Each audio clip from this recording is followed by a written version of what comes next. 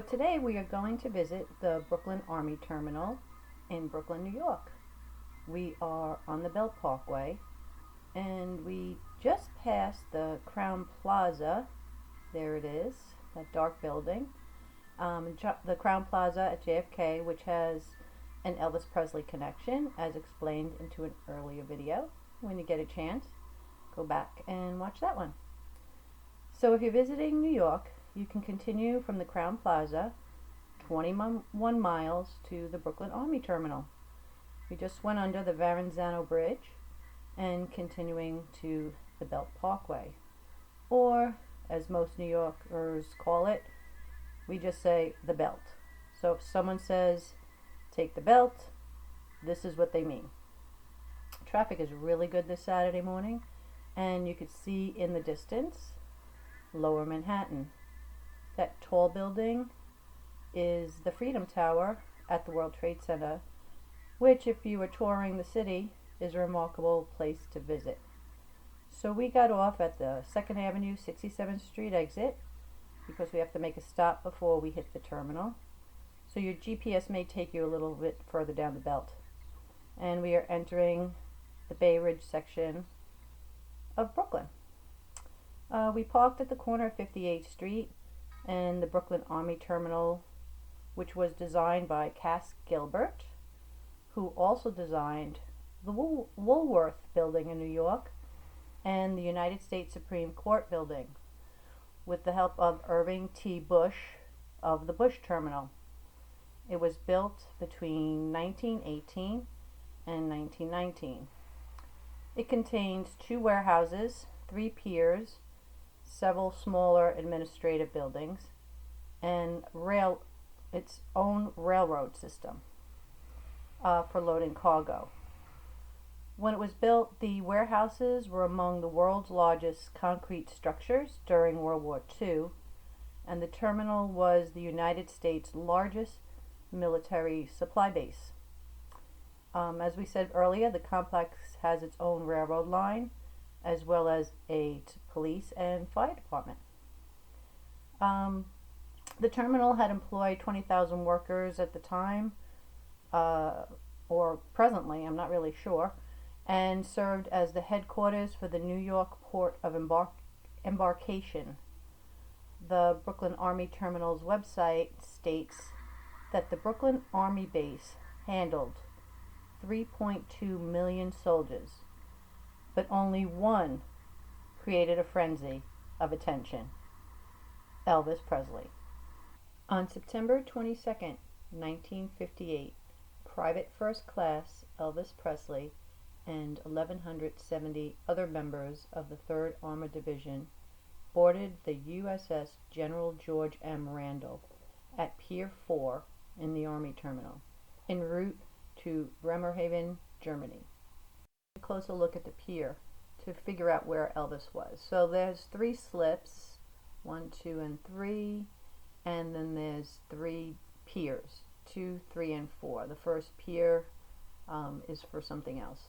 And then each pier had a rail system, as you can see, and the rail system also went between building A and B and into building B. This is what it had looked like from an aerial view, and you can notice that each pier had its own building. So it is safe to say that when the soldiers came to the Brooklyn Army Terminal, the trains pulled right into each one of these pier buildings. Look at the back of the building, which would face the water. Those 2 large squares, that's where the skywalks from the building A to the actual pier buildings would have been.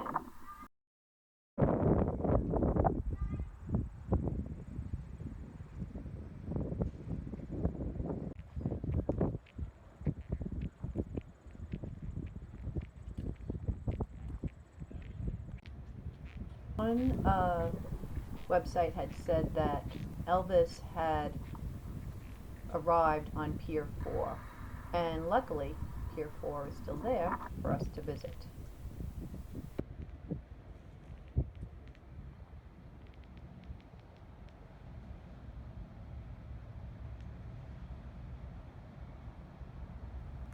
looking from Pier 4, you can clearly see the skyline of Lower Manhattan, and also all the way to the left is a very small Statue of Liberty right where that boat is crossing right now.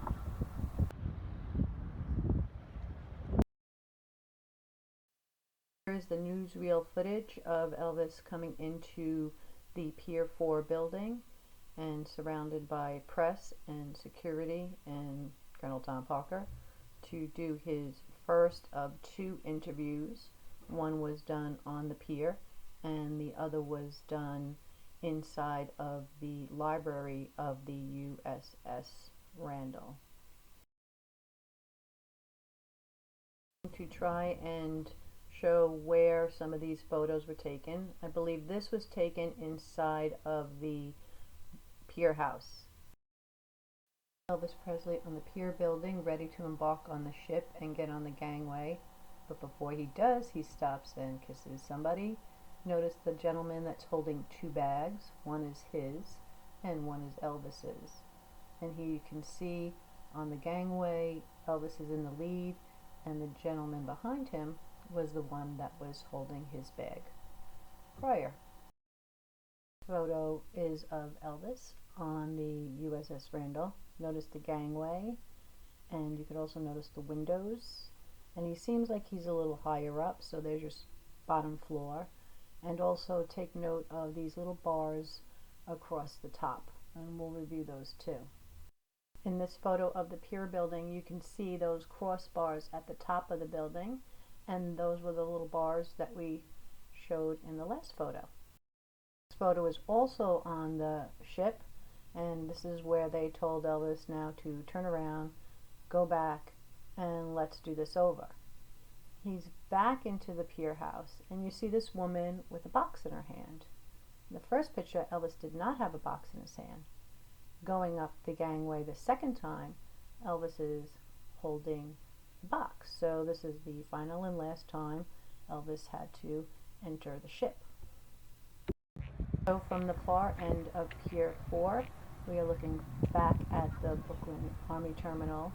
You can even see the smaller buildings from there. So this is the far end of Pier 4, and if all the research that we discovered is correct, this is where the ship would have been docked, and eventually Elvis and the 1,170 other members of the 3rd Armored Division would have set sail for Germany.